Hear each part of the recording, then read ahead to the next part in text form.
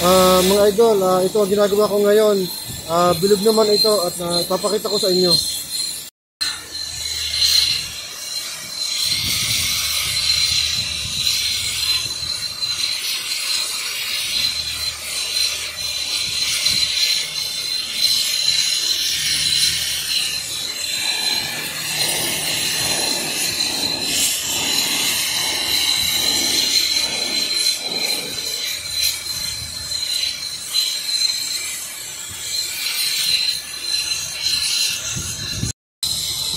Pakita ko yung itsura nung nakating na.